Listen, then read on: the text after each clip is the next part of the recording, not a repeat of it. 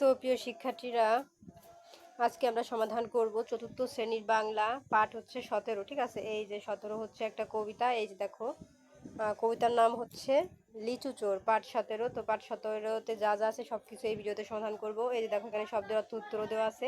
সমাধান করব হচ্ছে যে 91 পৃষ্ঠা, তারপরে সমাধান করব হচ্ছে যে এই প্রশ্নগুলো শূন্যস্থান, হ্যাঁ এইগুলো হচ্ছে 92 পৃষ্ঠা, এটাও সমাধান করব। তারপর দেখো এই যে 93 পৃষ্ঠার এই যে এইগুলো সমাধান করব।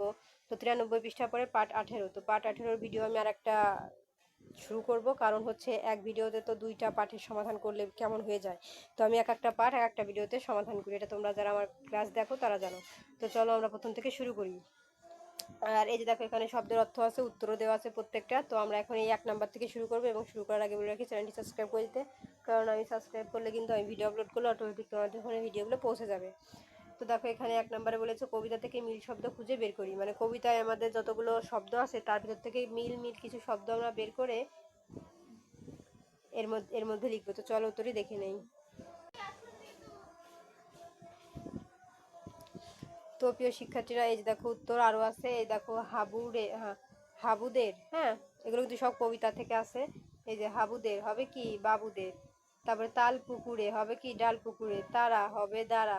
কাছে কাছে না, আসে না, আসতে কাছতে, চড়েছি ধরেছি, মরাদ সরাত, এগুলো কিন্তু সব কবিতা থেকে নেওয়া। ঠিক আছে,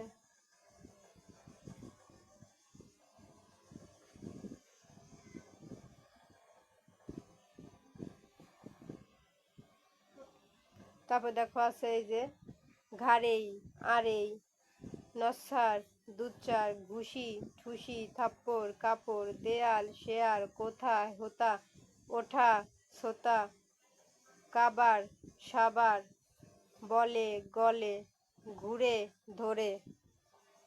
তারপর দেখো আরো আছে, হ্যাঁ কবিতা থেকে এগুলো সব দেওয়া। এই যে বলে, গলে, ধরে, ঘরে, ধরে, ভাই, যায়, মিশা, খিচা, ভুলো, গুলো, হপ্তা, খাপ্তা। তো এই ছিল কিন্তু আমাদের সমাধান। তো প্রিয় শিক্ষার্থীরা, আমাদের 1 নম্বরের উত্তর কমপ্লিট। এখন চলে যাবো আমরা 2 নম্বরে। দেখো 2 নম্বরে বলেছে খালি জায়গায় বন্ধনীর প্রশ্নের উত্তর বসায়। দেখো এখানে বলেছে বাড়ির চারিদিকে ড্যাশ দেয়াল ছিল। তো এখানে কেমন দেয়াল ছিল বা দেয়াল দেয়াল ছিল, তাহলে এটা কেমন হয়ে যায় না? যদি আমি দেয়াল দেয়াল দিই তাহলে আর এটা কিন্তু মিলে না। তো আমি যদি কেমন দেওয়াল ছিল, এখানে যদি কেমন লিখি, হ্যাঁ তাহলে কিন্তু কেমন দেয়াল ছিল, দেখো এটা কিন্তু মিলে যাচ্ছে। ঠিক আছে, তো এই ঘরের মধ্যে এই দুইটার মধ্যে থেকে কোনটা বসবে, আবার এই ঘরের মধ্যে এই দুইটার থেকে কোনটা বসবে, এটা কিন্তু তোমরা নিজেরাই পড়লেই বুঝে যাবা। তো চলো আমরা উত্তরটি দেখিয়ে দিই। মানে মিল করো না, আর কি মিলে লিখতে হবে যে কোনটার সাথে কোনটা মিলে।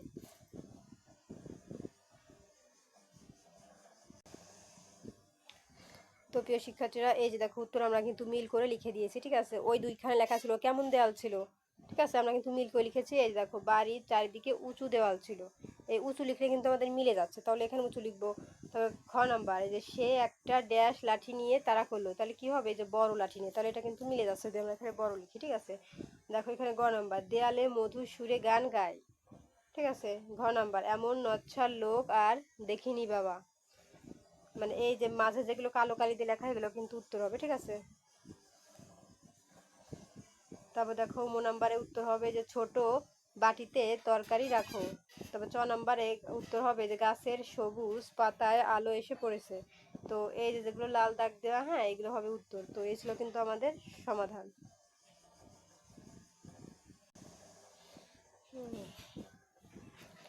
তো দেখো আমরা কিন্তু এই উত্তরগুলো দেখে দিয়েছি। এখন চলে যাব 3 নাম্বারে। 3 নাম্বারে কি আছে, আমি তুমি সে দিয়ে লিখি। ক নাম্বারে বলেছে আমি আতকে উঠলাম, তুমি আতকে উঠলে, সে আতকে উঠলো। হ্যাঁ, তো এখানে আমি তুমি দিয়ে আমরা এই বাক্যগুলো লিখবো। ঠিক আছে, যেমন আমি আতকে উঠলাম, তুমি আতকে উঠলে, সে আতকে উঠলো। একটা কিন্তু আমাদের করে দিয়েছে, হ্যাঁ এখানে ক নাম্বার করে দেওয়া আছে, আমরা শুধু এই ঘ নাম্বারটা করব। দেখো ঘ নাম্বারে বলে আছে আমি বড় একটা কাস্তে নিয়ে গেলাম।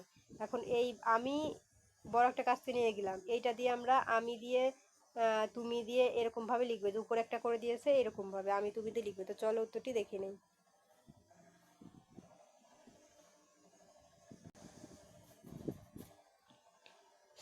তো এই দেখো ক নাম্বার আমাদের করে দেওয়া ছিল, হ্যাঁ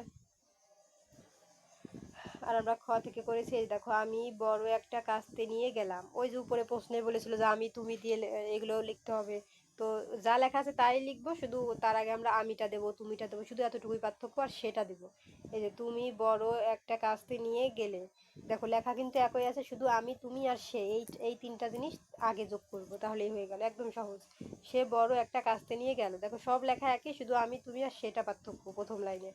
গ নাম্বার, আমি ছোট একটা ডাল ধরেছি, তুমি ছোট একটা ডাল ধরেছো, সে ছোট একটা ডাল ধরেছে, দেখো সবই লেখাই কিন্তু এক, শুধু আমি তুমি আর সেদে লিখতে বলছো প্রশ্নে, আমরা তাইভাবে লিখেছি। ঘ নাম্বার, আমি সাতটে নদী পার হব, তুমি সাতটে নদী পার হবে, সে সাতটে নদী পার হবে। তো এই ছিল কিন্তু আমাদের সমাধান।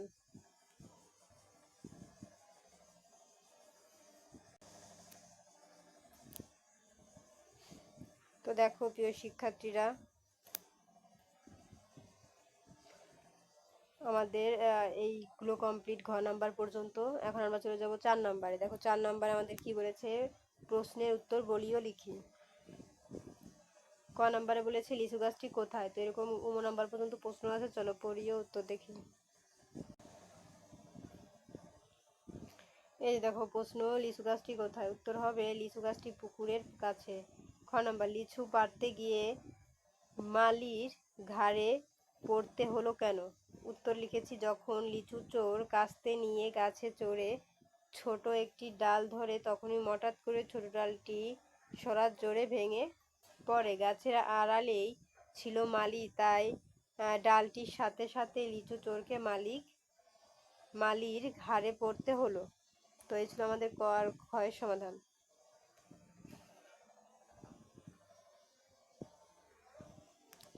এখন দেখো গ নাম্বারে আছে, লিচু চোরকে কে তাড়া করেছিল। উত্তর, লিচু চোরকে হাবুতের ডাল কুকুর তাড়া করেছিল। ঘ নাম্বার প্রশ্ন, লিচু চোর কুকুরের তাড়া খেয়ে কোথায় গেল। উত্তর, লিচু চোর কুকুরের তাড়া খেয়ে বসদের ঘরে গেল। নাম্বার, লিচু চোর কি প্রতিজ্ঞা করলো। উত্তর, লিচু চোর আর চুরি না করার প্রতিজ্ঞা করলো। সে যদি আর চুরি করতে যায় তবে নামি মিছা হবে বলে সে তওবা করে, নাকে খত দেবে তবু আর চুরি করবে না। তো এই ছিল আমাদের নাম্বার পর্যন্ত সমাধান।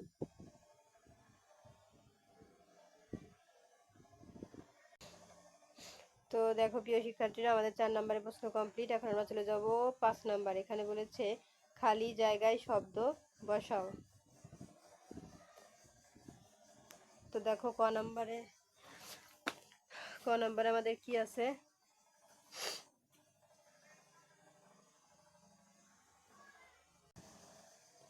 গাছের ডালটি ড্যাশ করে ভেঙে পড়লো। সঠিক উত্তর কি হবে, এই যে ক নাম্বার, ঠিক আছে।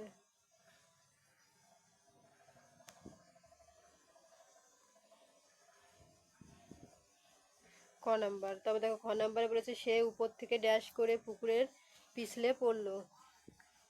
সঠিক উত্তর হবে সরাত, এই যেটা হবে খ নাম্বার। গ নাম্বারে বলেছে ড্যাশ করে পানি ফুটছে। সঠিক উত্তর হবে টকবক, এই যেটা হবে গ নাম্বার। ঘ নাম্বারে বলছে ছাদের ওপর ড্যাশ করে আওয়াজ হচ্ছে, দুম দুম। ঘ নাম্বার। নাম্বার, পাখির ছানা ড্যাশ করে ডাকছে, কি হবে, চি চি, এটা হবে নাম্বার। আর চ নাম্বারে বলেছে তার কথা শুনে সবাই ড্যাশ করে উঠলো, হই হই, এই যে এটা হবে চ নাম্বার, ঠিক আছে। তো এই ছিল কিন্তু আমাদের সমাধান।